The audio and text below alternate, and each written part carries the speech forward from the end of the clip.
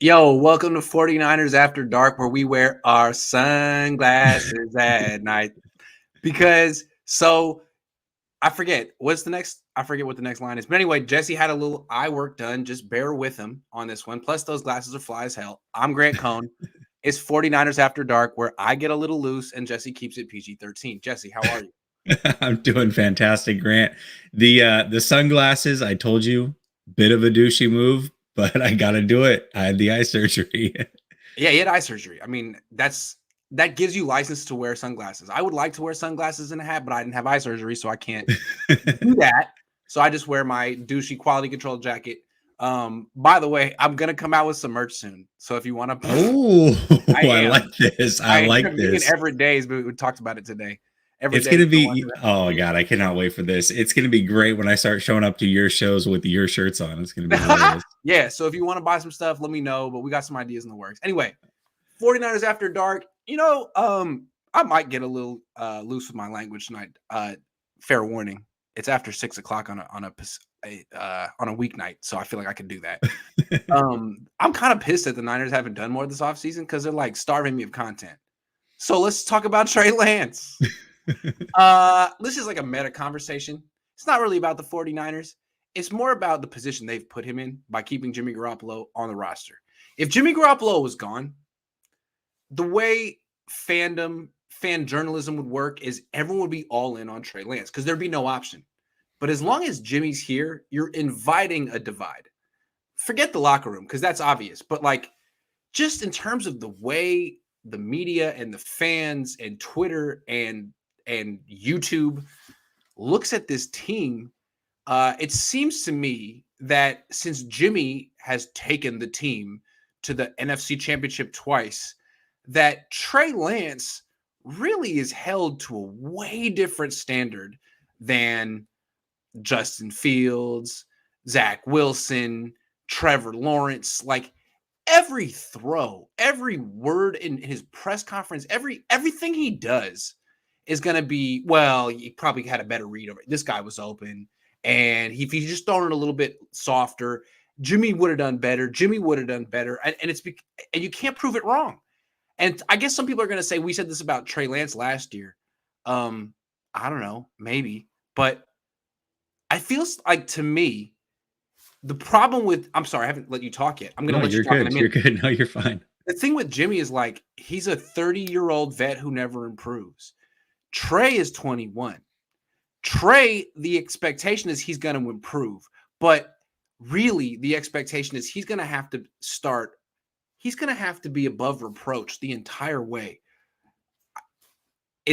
And thus he'll be the most scrutinized young quarterback in the NFL. Is that what do you think, man? How do you feel about Trey Lance? I agree. I think there's a few things that go into this. First of all, one, should he be like if you're evaluating him and watching his film, like I know you're gonna do with Jack every Wednesday or whatever you guys do, and I'll be watching it as well for my members on my channel. You have to be honest with what you're seeing, right? You can't say, well, it's okay that he got away with that because he's young or he's inexperienced. So I understand that side of things. But the flip side of that is you can end every film session if it doesn't look great and say, yeah, but I expect him to improve because he is only in year two, right? Doesn't mean he's not making mistakes, doesn't mean you're not calling it out, but you do have that caveat of I expect him to improve. When you watch Jimmy Garoppolo, you can't say that because he's 30 years old. Right? That's where the difference comes in. And the other part of this, though, Grant, is it's not just locally. We're going to feel it. 49ers community is going to feel it. There's going to be a lot of criticism there. But nationally, there's also going to be a lot of criticism because you're already hearing it. Marcellus Wiley and other guys are talking about, well, I never heard of anything great he did in practice like we did with Mahomes. They're already talking about how bad he is. So if he doesn't come out the gates on fire or anytime he has a misstep, automatically they're going to say, see, I told you he's not that guy. And so nationally, there's already this narrative that's been built about Trey Lance that if you see anything that fits your narrative, you're going to run with that. So it's not just locally. I believe nationally, And we have to factor in that so much was traded to get him. More assets were given up to get Trey Lance than any other quarterback in this last year's draft. Yeah. And that will be held against him no matter what. And everybody wants things to happen now. If the 49ers don't win next year, even if it's not because of Trey Lance, they will always say they won with Jimmy Garoppolo. Doesn't matter how, doesn't matter why. When Jimmy was there, the 49ers won. When Trey is there, the 49ers do not win. Even if he balls out, the rest of the team is injured, none of that matters. That's exactly what I'm saying. Let's just think about week 1. We don't know who their opponent's going to be. It could be Denver in Denver. It could be Kansas City. It could be Tampa Bay.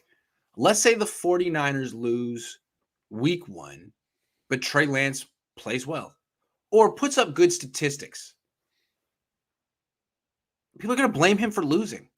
People are going to say, well, Jimmy Garoppolo would have won. I mean, Jimmy Garoppolo has better intangibles. He would have inspired. The team would have played harder. The defense would have played. I mean, you're going to hear all this stuff. And that's because Jimmy's on the bench. And it's a fantasy that you can project. We didn't see him play. Jimmy usually wins. Trey Lance lost the game. Jimmy would have won it. You're going to hear that all the time. So, like, the Niners started 2-4 last year and then 3-5, and they were able to, like, find themselves and win with Deebo Samuel playing running back. Is Trey Lance going to be allowed to start 2-4? And it's not just the media and fans that are going to be nitpicking him. It's going to be players on his own team. Like, what players who are friends with Jimmy Garoppolo? Is George Kittle not going to nitpick every single freaking thing? And not just George Kittle. I mean, there could be other guys too. Eric Armstead. I'm saying, like, are they going to say, well, Jimmy would have thrown a more catchable ball? Yes, this wide receiver dropped a ball that hit him in the hands, but Trey threw it a little hard. There was a slight wobble. It wobbled a little bit. We heard that last year, right? Yeah. It was Trey's fault last year. He threw the ball too hard. Yep. We really had to hear that shit. Yeah, you're right. You're right. Fucking wobble and and like that's bullshit. But that's we're gonna hear that shit again. But if Jimmy weren't here, all these fan journalists would have to fall in line because that's what being a fan is all about. But if you have two options, you can go wherever. So you're inviting this, and the Niners think they can control the narrative, they can control the locker room. No, you can't. That's arrogance. It's going to be much harder to control those things because this is the first time in 3 seasons that you guys are going to be allowed back in the locker room. That hasn't been a thing for a few years now. Here's where the 49ers missed opportunities, and this is why it's hard. It's hard for me to fully trust that they're going to do the right thing here. Although there's only one right option, and that's get rid of Jimmy before the season starts. But it is hard to trust that because they haven't made the right decision the whole way. When they lost to the Colts, if they had gone to Trey Lance then, no pressure would be on Trey Lance because they would have been 3-5. A lot of people thought the season was over then. Whatever happened would have happened. If they had gotten to the playoffs, he would have been the savior of the franchise, which chances are they could have gotten to the playoffs at 3-5 with Trey Lance. So they missed that opportunity. If they had started him even after the 2020 season when they hadn't won and Jimmy had been injured, it still wouldn't be as much pressure. I think people would have been more patient. But now that all people remember is they are 1 quarter away from the Super Bowl.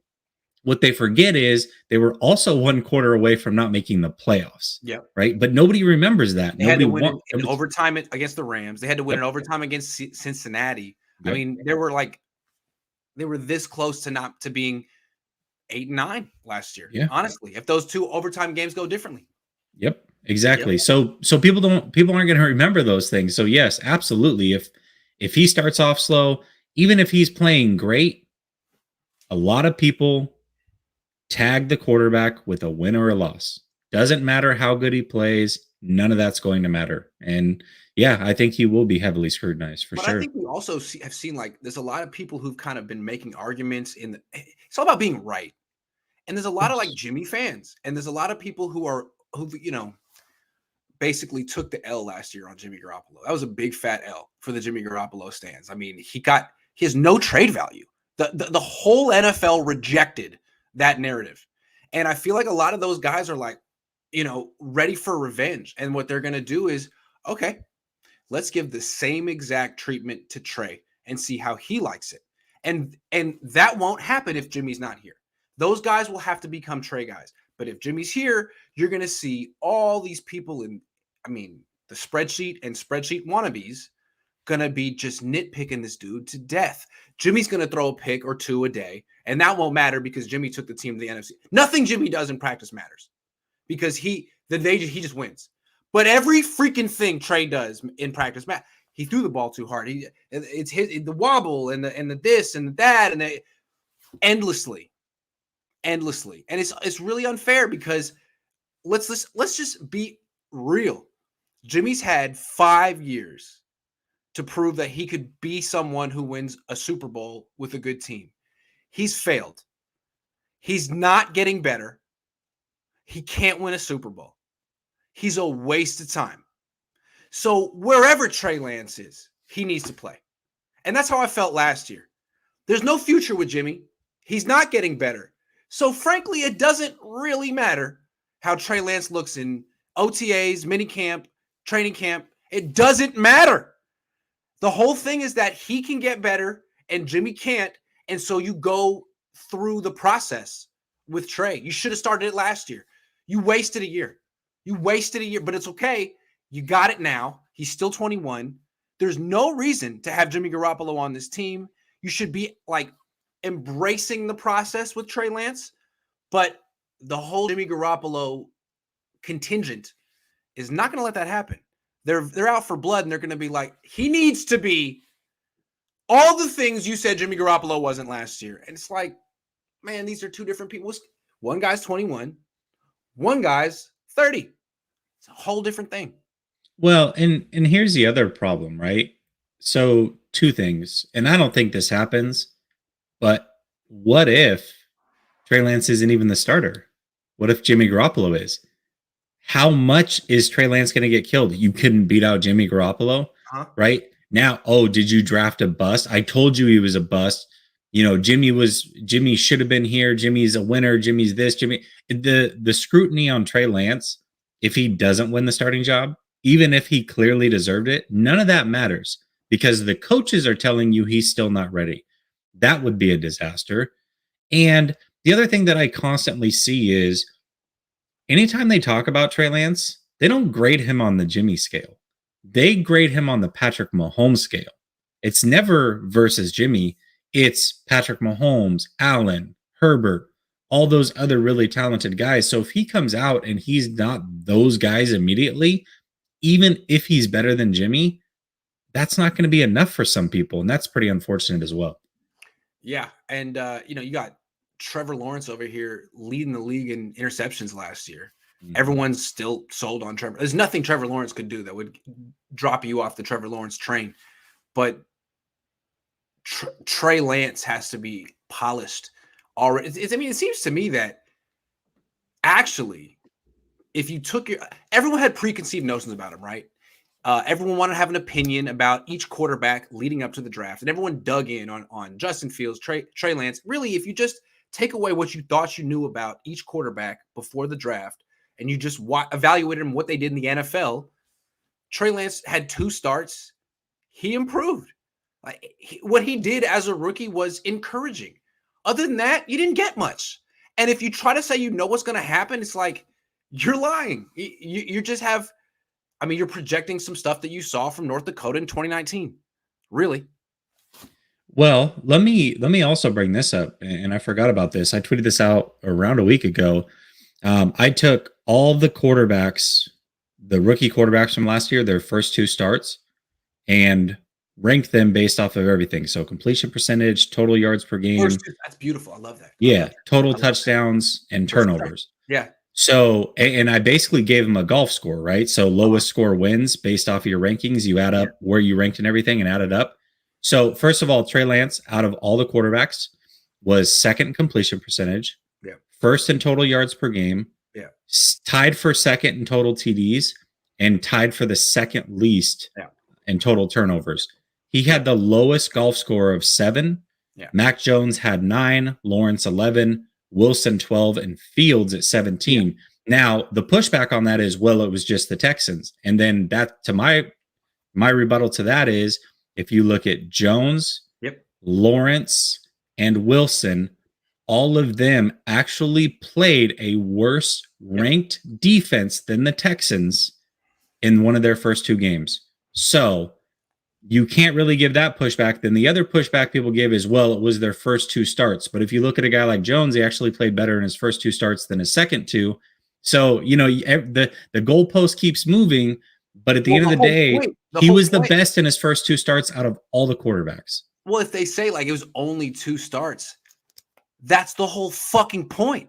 Exactly. That's yes. the whole point. It's only two starts. Everyone's so dug in. He hasn't really played yet. And the fact that he improved from start 1 to start 2 is encouraging. Yeah. So anyway, let's move on.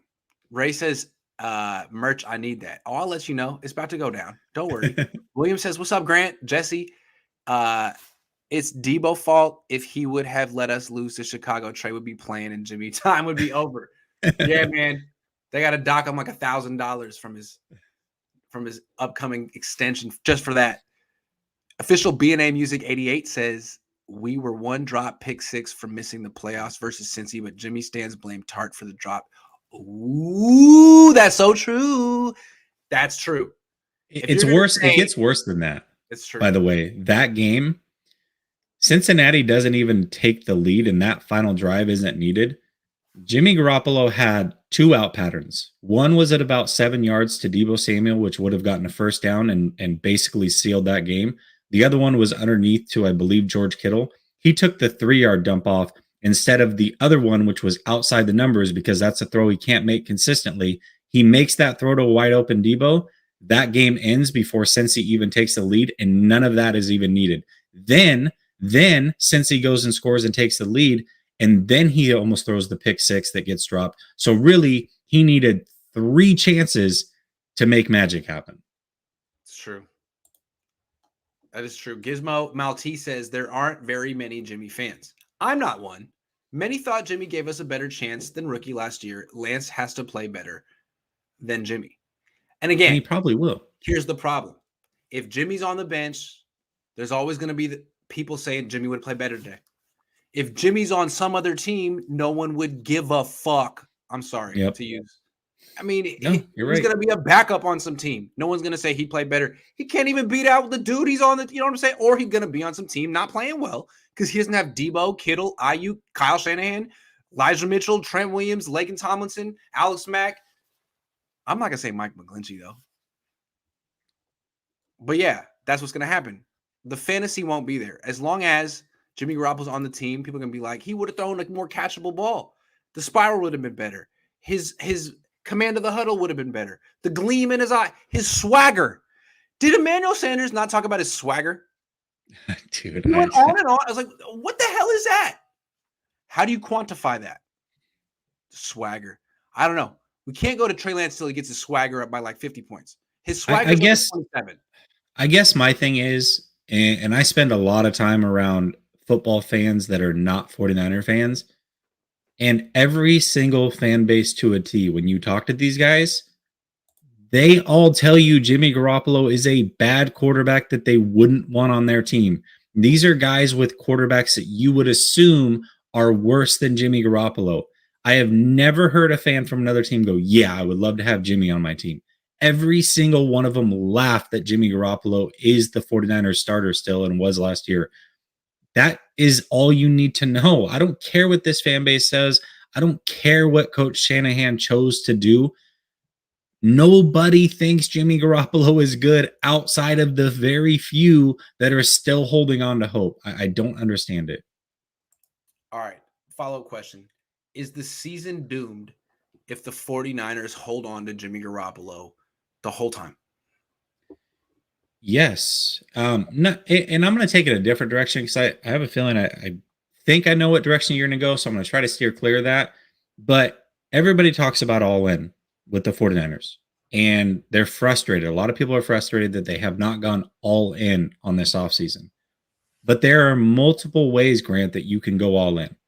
You can go all in free agency, but you can also do what the 49ers did in 2019, which was They traded for D Ford during the offseason. They got Quan Alexander. Well, the 49ers have kind of splurged on a player, a second tier player like a Quan Alexander and Travarius Ward. They don't need to trade for a D Ford because they still have some good draft picks and they're a much better team, quite frankly. Mhm. But once they started out hot, what did they do? They went all in trading for Emmanuel Sanders. Right. And every year there are these players. Last year, Odell Beckham cleared waivers because nobody had the money to pay him what he was making, and he wanted to play for the Rams or the Packers. Right. Well, if somebody hits the waiver wire and the 49ers start out hot and Jimmy's not on this team and they've reserved that money, they can pay that player. Yes. Or they can trade for a player and bring in some big salary because they have the money to do so. Real quick, a big reason the Rams won the Super Bowl this past season is because they were able to bring on Odell Beckham Jr. and Von Miller. Straight up. Yeah. And they did it differently. They had the other teams pay the salary, at least for Von Miller, and they had to give up a second and third round to make that happen. The 49ers wouldn't have to be that desperate. Von Miller probably could have been traded for like a fifth round pick last year, but the fact that the Rams needed Denver to eat his salary, they had to give up way more. So because of that, the 49ers having that salary can definitely go all in. Certainly they haven't done so yet. I understand the frustration, but it doesn't mean that they still don't have an opportunity to do so. If Jimmy is on this roster all the way through, they certainly have no chance of going all in unless they want to overpay like the Rams did to get a guy and have the other team eat that player's salary. Why would you do that for a backup quarterback that you're paying $27 million? That makes zero sense to me. Agree. That's a very astute, financial, pragmatic explanation as to why holding on to Jimmy Garoppolo isn't feasible. But I want to talk about another way. I mean, it's not just for the fan base, but you got to give the team in the locker room a leader. You can't, like last year, what the Niners did was they traded for Lance, but they were like, look, Jimmy's the starter. They made it so clear all year. Jimmy's the starter. Lance is really young. He needs to learn. This year, they won't say that. This year, they're like, well, we want to trade Jimmy. And we'd like Lance to be a starter. But we haven't traded Jimmy. And we might have a competition. And it's like, you can't do that. You got to tell your team who their leader is. Otherwise, you're screwed. I mean, what other contender isn't settled at quarterback? Contender. I mean, the Seahawks aren't settled, but they could have the number one pick in the draft next year. So you got to tell your team who to rally behind. Last year you did. You told them to rally behind Jimmy. This year you haven't said it yet. And again, if you bring back Jimmy, he's got to start. Otherwise, if he's on the bench, he's nitpicking. Kittle's nitpicking. The spreadsheet's nitpicking. There's a lot of people saying Jimmy would have done it better. Jimmy, the fantasy of Jimmy Garoppolo that does not exist would really tear this team apart. If you have two number one quarterbacks, you have none. You got to choose one. You chose last year. You haven't chose this year.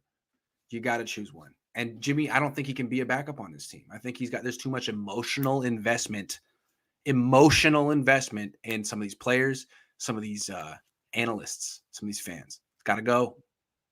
Well, and I said on last week's show, and I still believe this based off of what Shanahan said, I think that they have chosen Trey Lance. Good. Make it official. But the problem with that is that even if you quote unquote have chosen Trey Lance, if you keep Jimmy on this roster, you haven't really chosen Trey Lance. Even if he's your starter, you still haven't chosen him. You cannot have Jimmy looking over his shoulder. And by the way, the best situation that you can do for Trey Lance is actually kind of screw Jimmy over. And that's why I said I would be cutthroat if I'm the 49ers. I'm waiting until he's healthy and can pass a physical. And then I'm saying, oh, guess what? It's super late. The season's about to start. You're cut. We're saving the full $25 million. Yeah. Good luck being a backup to Mac Jones or whoever else, because nobody's going to give you a starting job at this point. And now we don't have to hear about the comparisons with you and our quarterback at all. Mm-mm. You had your surgery. You did what was best for you. Great. We're doing what's best for us. We tried to trade you. It didn't work. Trey's our guy. You're healthy. See you later. That's what I would do. I've been covering the team since 2011. And I feel like I've gone through this before. This is Alex Smith, Colin Kaepernick part 2. And when Harbaugh chose Kaepernick over Alex Smith, there were a lot of 49er fans that felt that was wrong. And it was a legitimate debate. I mean, we don't know what would have happened in 2012 if Alex Smith would have gotten his job back. We have no idea. But a lot of people thought that was messed up. I think a lot of people in the locker room thought it was messed up, and people chose sides. And then Alex Smith was gone, and it was never a talking point ever again. You can't let this linger. You can't let this linger. They didn't let it linger for Colin Kaepernick. He never had to look over his shoulder to Alex Smith. Alex Smith never had to be a backup. That would have been insane. They didn't do that. Don't do it now. I think it would really mess up the season. The Niners have a real opportunity. They missed a great opportunity to beef up the offensive line and the defensive line and make this team as good as it could possibly be. But they still have an opportunity to get rid of the biggest distraction possible. And what's interesting to me is, everyone says the reason Kaepernick isn't in the league is because he'd be a distraction, right? Mm-hmm. He's a backup quarterback, but he'd be the biggest story in the team. Is that not Jimmy right now? Yeah, absolutely. That's what he is. He's the biggest story. He's the biggest distraction. This is what people were afraid Kaepernick would be, Jimmy. Well, and I think it's different too. You look at last year, yes, the players were irritated with the questions. That was very noticeable. But at the end of the day, they got the guy that they think is the reason that they've won these games, right? They tie Jimmy to winning, right, wrong, or indifferent. And so next year, if you're getting these questions and you're not winning, and you've got a second-year player at the helm, but you've got the guy on the bench right there that you think can win you games, you don't think that's going to piss people off or people are going to choose sides? They didn't really have to choose sides last year. Most people were going to ride with Jimmy, right? A big majority of the locker room was, because Jimmy's been there for many, many years. That is not the case if you choose Trey Lance. And by the way, as a franchise that wants to do right by Jimmy Garoppolo, do you think that doing right by Jimmy Garoppolo is to make him the backup of a team that these players think led to a Super Bowl and an NFC championship? Absolutely not. That is a mistake. Do you know why Jordan Willis blocked that punt in Green Bay last year? Why? Because Jimmy Garoppolo motivated him to. That's inspired true. him. It was Jimmy Garoppolo's inspiration. Can he inspire from the bench, though, Grant? I'm just saying, like, if those things don't happen, if the Niners don't have that kind of luck with Trey Lance, it's going to be Lance's fault. Like, dude, Jimmy just makes it happen. I don't know what it is, but players play for him. I'm telling you. Jimmy the Magic. Dumbest thing you've ever heard will be said like that. Players play. Anyway, Buddy Boy 88 says, do you realize if Jimmy stays because they want a comp pick, it just means they can't sign a high-priced free agent to offset it? In a year when the cap shoots up, they won't sign a big-name player. No, I don't understand how finances work. Explain that to me. Well, basically, you get a comp pick for Jimmy Garoppolo if he stays on the team next year, as long as they don't splurge on a free agent that offsets Jimmy Garoppolo leaving. So he's saying that means if he stays all year, they want that comp pick. They're also not going to splurge next offseason, is I think what he's saying. Oh, that's depressing. Yeah, for sure. That's great. Wow, that's exactly what Buddy did. He says, "Do you realize?" No, I didn't realize. That's awful. Yeah. But I think the 49ers have kind of felt like they're not a free agent destination because, young 20-somethings from the South and the Midwest don't want to live in Santa Clara. It's freaking expensive, and they're not trying to come out here. And so they have to focus on comp picks. There's a really cool young hip coach in Miami where everybody wants to live. So, yeah, he's really smart for figuring that's like, oh, Kyle's stuck in Santa Clara where no one wants to be. Yeah. And no offense to Santa Clara. And I'll go to Miami.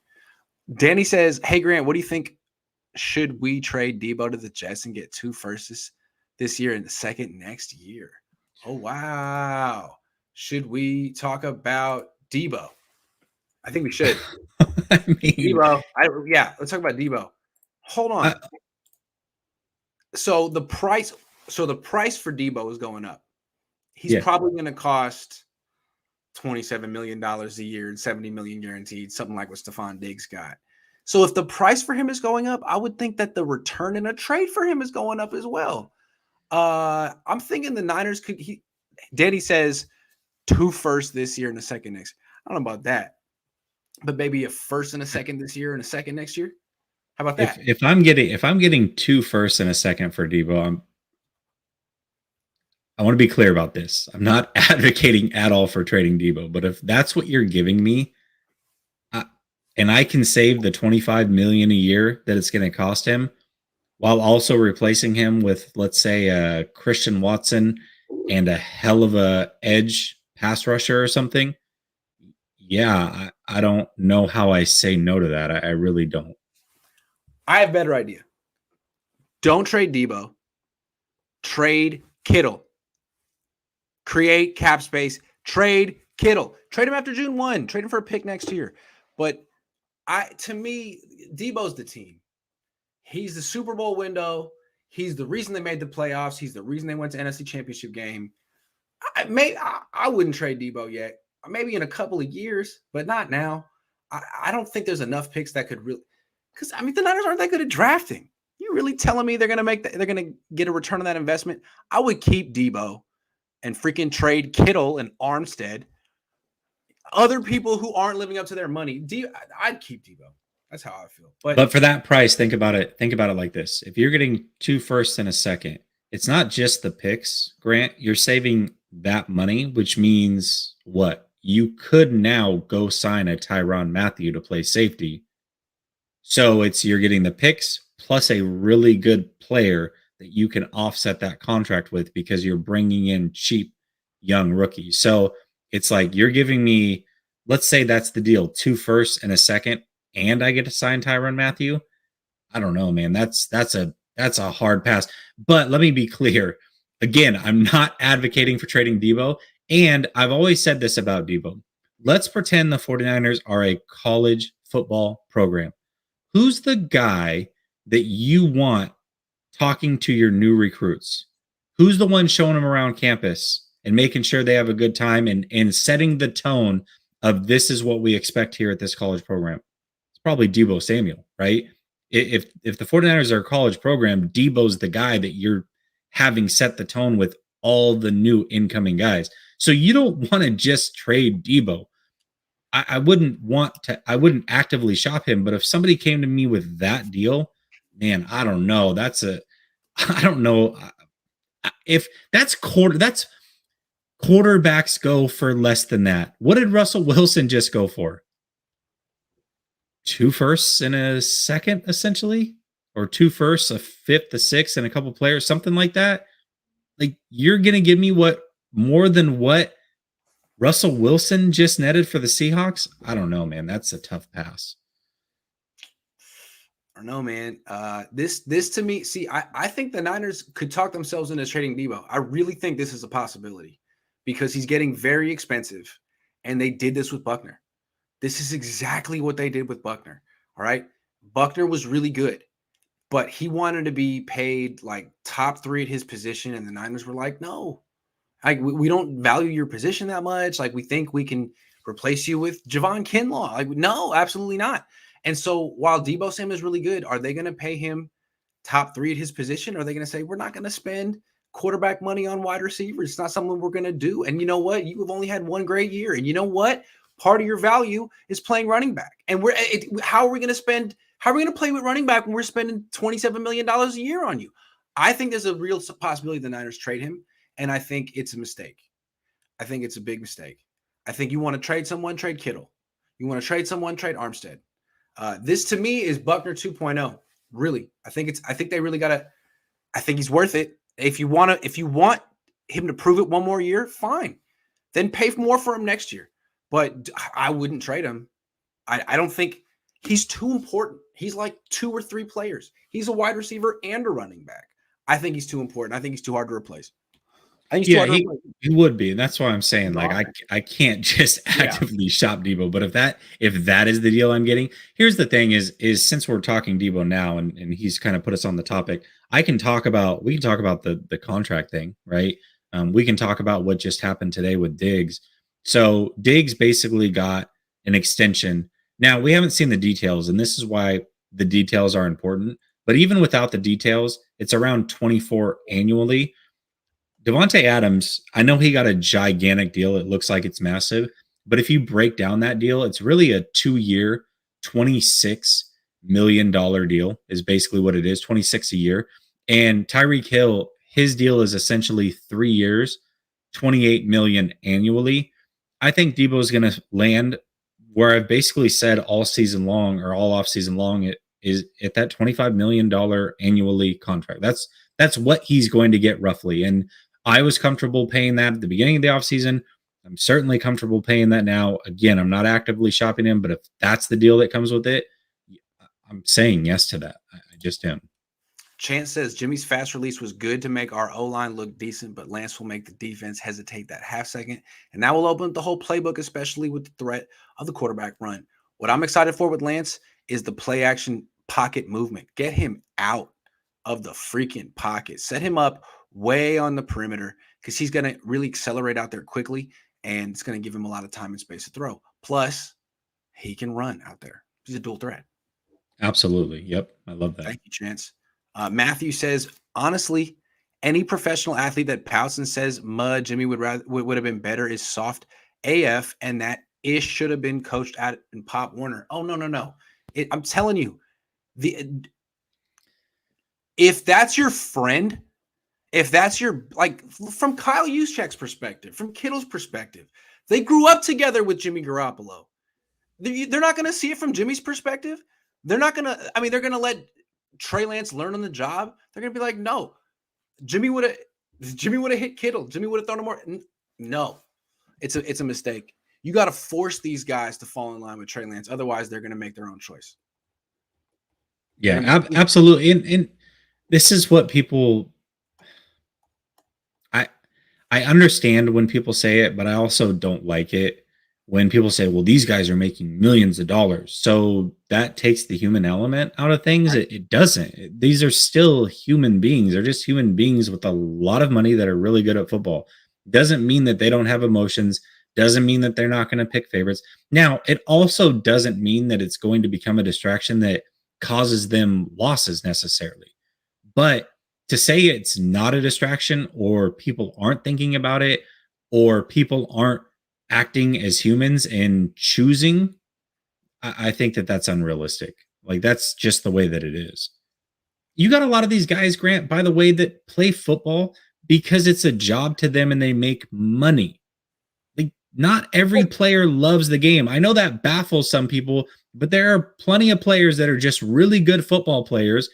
Certainly they try their best to win. That's their job, but they don't do it because they love playing football, right? The 49ers, I think, have done a great job of getting a locker room full of guys that do genuinely like to play. And you hear that from Shanahan and Lynch because that is a real thing. There are plenty of players that are not football junkies. They do it because they're good and it pays well.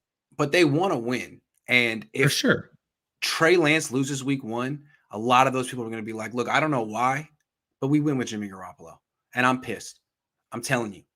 Anyway, we've talked about that enough. Remember when Debo pulled up in the backfield with no contact and the entire stadium gasped as if the season was over? Sure, want to chance it again? Yeah, like, how many injuries did Debo play through last year? I'm telling you, I don't think you really want him to be playing that much more running back. I don't know. It's a tough one. It's a tough one. But at the same time, the whole team is built around him doing it. Long term, I don't want him to be playing running back. No. When's the merge coming? ASAPolis. All right. Soon. I promise. All right. Let's move on. Explain this interview you recently did. Yeah. So I had Randy Hedberg on. And if you're not familiar with Randy, he's the quarterback coach at NDSU. Oh, What'd you say? I didn't hear what you said. Mitch What'd you say? Hedberg's brother. I said it was Mitch Hedberg's brother. Sorry. Yeah, perfect. Yeah, no, he's the quarterback coach at NDSU. So this is the guy that's responsible for Carson Wentz, Easton Stick, Trey Lance, and spent a good 20, 25 minutes or so with him. Phenomenal guy, by the way. But I took a lot away from that interview, and a lot of it are things that I think we already knew and we've talked about, obviously, and talking to Coach McAvoy, who's Lance's personal QB coach as well. We learned a lot of these things, but hearing it from Hedberg, I think held a lot more weight. It really did. And so the three biggest takeaways that I took away from that interview is one, first of all, he talked about how at NDSU, it is a full read offense, full field read offense, which means Trey Lance is expected to go through progressions. They don't cut the field in half, give them high-low reads. They expect their quarterbacks can command a huddle, look their 10 players in the eye, spit out a play, come to the line, identify blitzes, audibles, and then also when they drop back, they've got to go through progressions left to right or right to left, not, hey, we're going to roll out and we're going to do high-low reads, which, again, these are things that are very important to know and remember why Trey Lance was the choice, because these are things that are expected of NFL quarterbacks. And a lot of quarterbacks, it was funny because he kind of laughed at the notion that other teams don't huddle. He's like, yeah, I can count maybe 10 teams max in college football that huddle. He's like, most guys want to go fast and they look over the sideline at a cardboard whatever. He goes, I don't even know what that means, but I can tell you that we get our quarterbacks ready to play in the NFL, basically. It was kind of funny. He wasn't trying to be snide about it, but he kind of was. He talked about how Trey is a football junkie, and not only does he watch film and would watch film easily 4 hours a day plus, but a lot of players will watch film. The difference with Trey is that he knew what he was watching even at 18 years old. And he's like, normally you have to teach that. We didn't have to teach that at all. Trey Lance with Easton Stick, he knew how to watch film basically. And so when he's watching for 4 hours, it's a true learning session versus you're watching, but you don't really know what you're watching. So you're not learning anything, which I think is huge because you hear these stories and Brett Favre talks about it. Like he didn't even know what a nickel defense was until his second year in the NFL. This is a Hall of Fame quarterback. So if Trey Lance at 18 years old is already dissecting film and knows what he's watching, that's extremely important.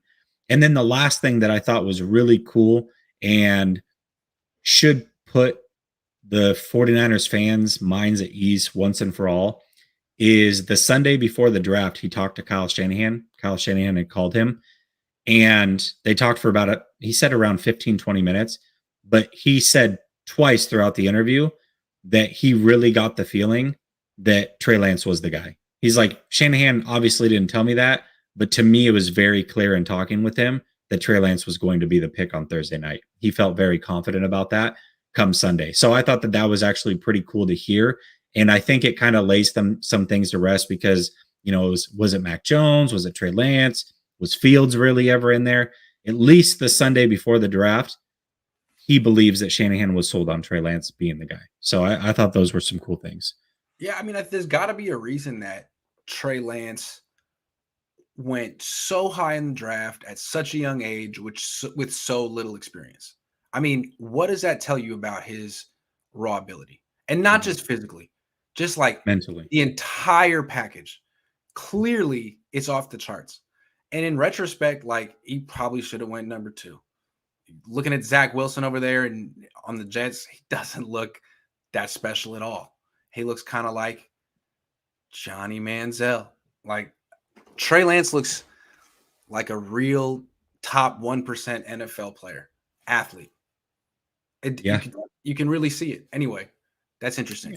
Yeah, he rushed for 1,000 yards in college. Yes, he is. He is a top level athlete. But anyways, the interview was a lot of fun. I enjoyed it. I think we did it on Monday, if I remember correctly. If you haven't checked it out, you can go over to Last Second Sports. It's pinned at the top, and take a listen. I think you'll get some good things out of it for sure.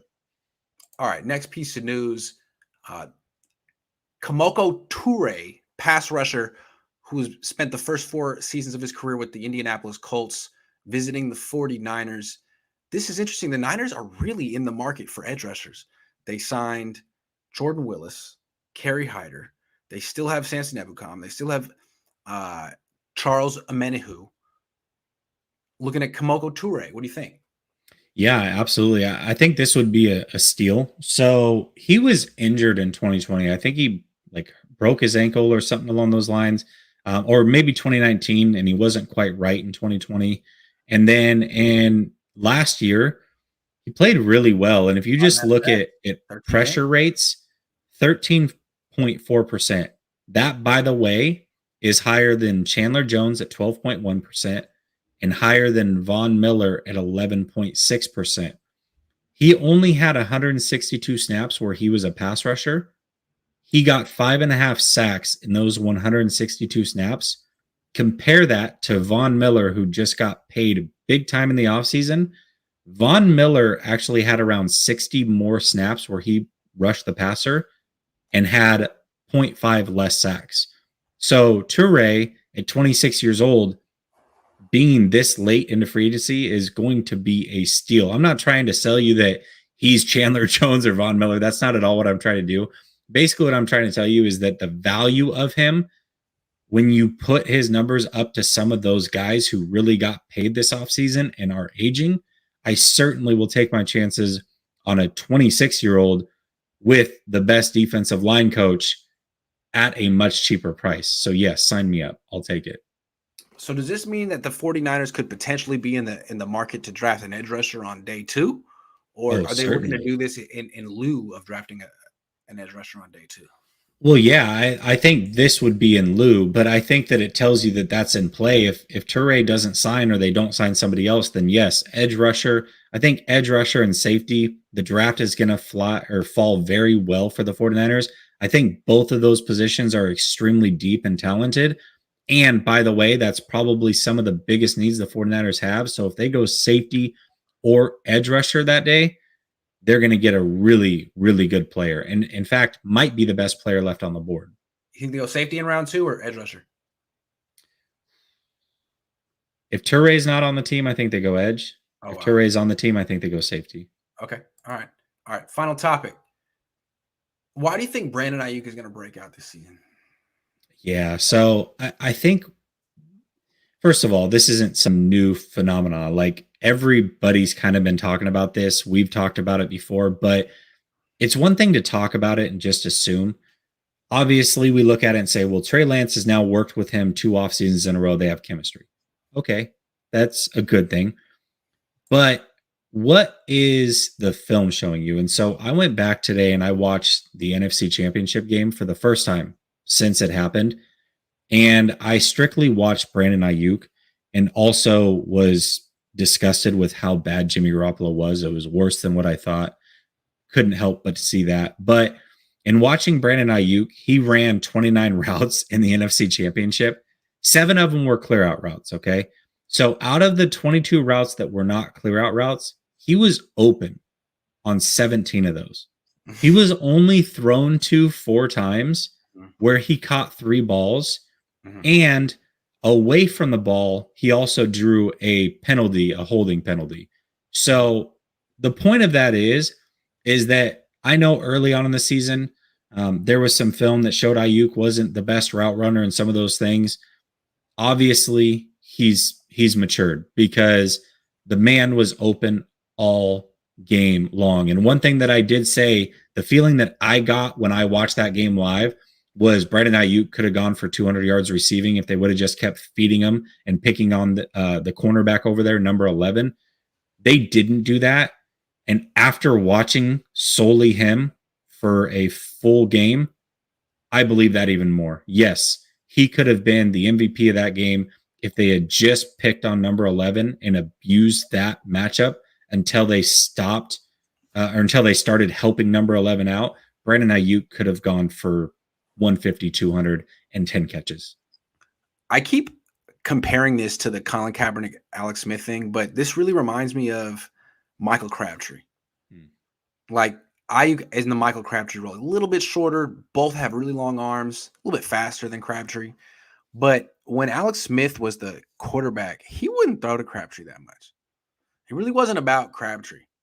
And I think in the background, Colin Kaepernick was working. I'm like, man, you're open. I'd get you the ball. Dude. And as soon as Kaepernick became the starter, they just force-fed Crabtree over and over again. And that was part of the way that Kaepernick won over the team, was winning over Crabtree and getting the number one receiver on the offense in his corner. Vernon Davis followed suit. I think what we've seen is that Lance wants to throw to Ayuk. He did it against Houston. Ayuk was the most targeted player in that game. Lance likes throwing toward the sideline. That's where Ayuk is. Debo and Kittle are over the middle. That's where Lance misses high. Just saying, I think they are very close. They've worked out together the last 2 off seasons. There's something between them like there was between Kaepernick and Crabtree. I think they're going to have a big-time connection. That's going to be the number one receiver on the team when Lance takes over. And I know everybody's big on this Christian Watson thing, and I understand it, but it's also been a couple years since Trey Lance has played with Christian Watson. He has worked out with Brandon Ayuk 2 straight off seasons and had a full season to at least be in a locker room with this guy. I think people are overlooking the value of Brandon Ayuk, that chemistry, and I think they're also overlooking Brandon Ayuk as a deep threat, because I really do think Brandon Ayuk can certainly take the top off. He may not be the fastest guy when it comes to measuring 40s, but I believe he's shifty enough and runs good enough routes. And with the length of his arms being able to separate, I really do think Brandon Ayuk can be a legit deep threat in this league, especially with chemistry built with Trey Lance. So I think people are really overlooking those aspects of Brandon Ayuk with Trey Lance. I agree. I think he can be great on like stutter goes and double moves and corner posts, that kind of stuff. And I do think he can get you chunk plays, 20, 30 yards. I'd like the Niners to add someone who could get the big home run, the 70-yard catch. I don't know that that's necessarily anyone on the team right now. They should get that guy. That's what the draft is for. So, yeah, Brandon Ayuk is definitely going to break out. But, and this is neither here nor there, but get a different type of wide receiver for once. You don't need to keep adding to the Yak Bros. That's what Jimmy needed. Give Trey Lance like a bash bro, like a home run guy. You know what I'm saying? Yeah, absolutely. If you're going to draft receiver, and they probably will, you have to go get somebody different than what you have now, or you should, at least, in my opinion. And so, yes, go out and get somebody that's a burner. Same thing with running back. This is a great idea. If you watch any game from last year and just focus on Ayuk, he's open 3/4 of the time. It's a fun game. It's like a drinking game. Every time Brandon Ayuk is open, you got to take a shot of milk. Just saying, it's a fun game. Well, in the NFC Championship, you would have taken 17 shots. That would have been terrible. Jacob's mad. Yeah, Debo can do it. He also plays running back half the time. Just saying. You're Debo dumb, has like a Grant. 4.48. Could we get someone a little bit faster? Debo like is not. Has he ever won on just straight go route? He did. Not in the way that you're thinking against Baltimore, but that was more like Steve Smith. I'm going to go out and just beat you to the ball at the catch point. I think Debo. I'm just saying, like, that's not necessarily his skill set. Well, the Bears game, he did, right? Yeah. What? That shot play against the Bears right before half that saved Jimmy Garoppolo. This is simple shit. Can you do this? And then boom, deep ball to Debo. Yeah. I also think this, just to be fair, I think that play action in Shanahan's offense can certainly get guys open deep downfield. I think it gives you an extra step potentially. So you don't have to necessarily be a burner. But I agree with you. Getting somebody that can just, hey, you need a big play. We're not even going play action, just mano a mano. Let's go ones across the board, cover 0, cover 1. Can you beat somebody deep? Let's see that. The last time Shanahan had a quarterback he thought could throw the deep ball was Hoyer. He had Marquise Goodwin as a starter. Yeah. And this was a skill set he used to value. Then he realized that Jimmy Garoppolo wouldn't throw deep, and there was no point. Trey Lance wants to throw deep. Yep. So get him someone better than Travis Benjamin, okay? That's all I'm saying. Yeah, anyway, absolutely. That's the end of the show. It was great doing the show with Stevie Wonder. Have a good one, everyone. It's okay. No, I just had to say that. But you're gonna come and slap me in the face next time I see you. Keep my fucking keep my wife's name. Okay. That was, man. I don't have anything to say about that. Just seemed a little over the top. And then Jada came out and she was like, You need to protect me. Like, nice, dude. All right. Did it for nothing. Good. Did it for nothing. Thanks for watching, everyone. I'll be back tomorrow morning with Eric Crocker. Make sure to subscribe. Last Second Sports, Jessie Naylor, Twitter, Florida, sunglasses. All right. See you later. All the things. Have a good night, y'all.